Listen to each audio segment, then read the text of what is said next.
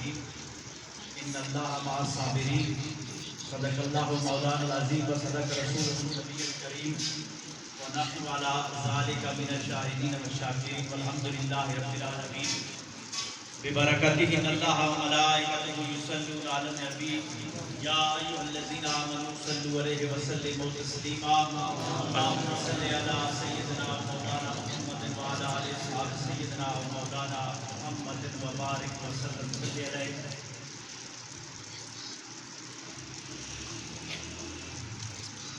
امام علی مقام امام حسین رضی اللہ تعالیٰ عنہ کی بارگاہ میں اپنا لکھا ہوا ایک کلام پڑھا کے پھر ان کا آغاز کرتا ہوں کہ مادیت کی حبس میں روحانیت کی برسات ہے حسین.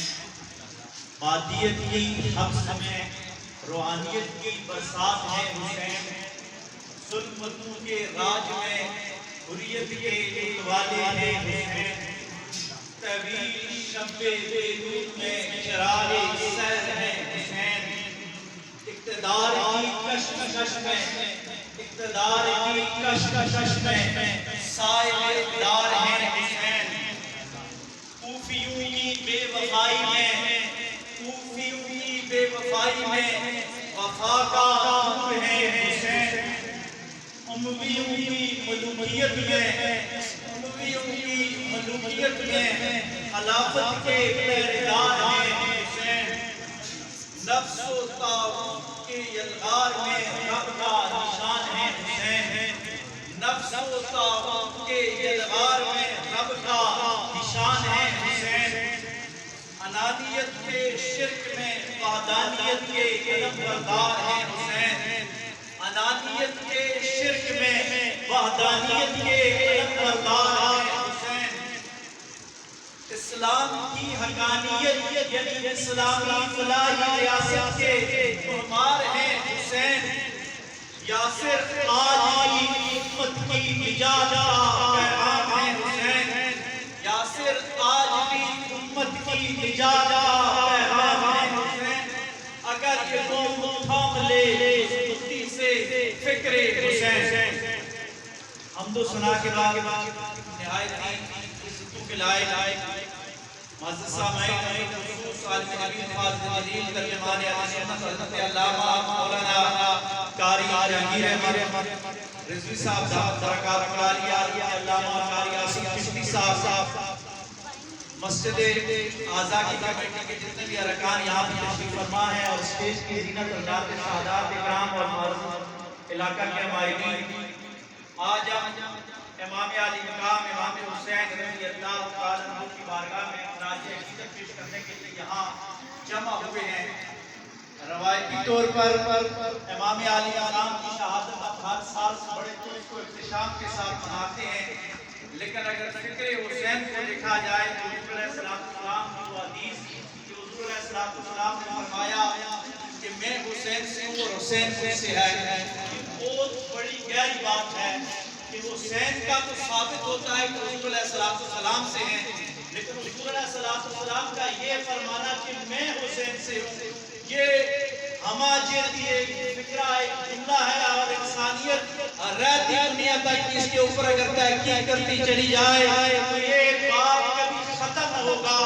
میں اپنے وجدان میں یہ سوچ رہا تھا کہ حضور علیہ السلام نے یہ لفظ حضرت حسین کی شان میں کس طرح فرمائے کہ میں حسین سے ہوں. تو حضرت حسین کی اگر سیرت کو دیکھا جائے تو آقا علیہ السلام کی سیرت کے جتنے بھی پہلو تھے ان سب کو اگر کسی نے اوج کمال تک پہنچایا تو حضرت حسین کی ذات تھی.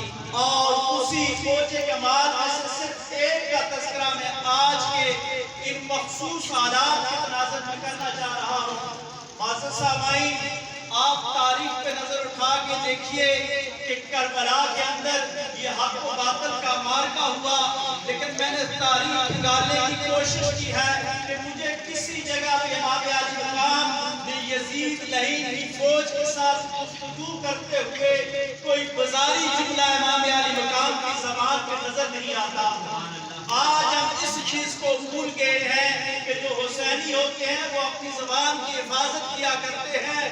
ان کی زبان اگر یزید کے خلاف کی جمعیت کے دلائل سے مزین ہو کر اسوہ رسول کے مطابق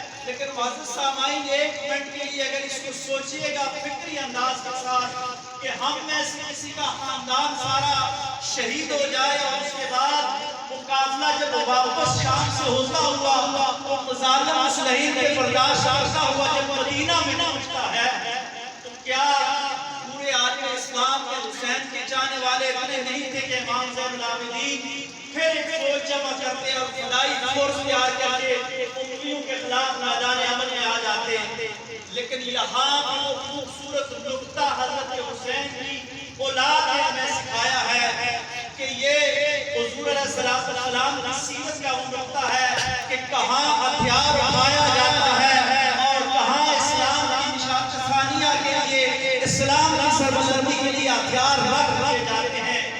واقعہ کربلا کے بعد خانوادہ یعنی بیت نے سوچا کہ اگر ہم ان دہشت گردوں کے خلاف عملی طور پر برسر پیکار رہے تو حضور علیہ السلام کے دین کی فکری بنیادیں کمزور ہو جائیں گی۔ اس لیے تاریخ میں سب سے پہلے واپس جا کے جو خانقاہ بنائی وہ امام زین العابدین رضی اللہ تعالیٰ عنہ نے بنائی۔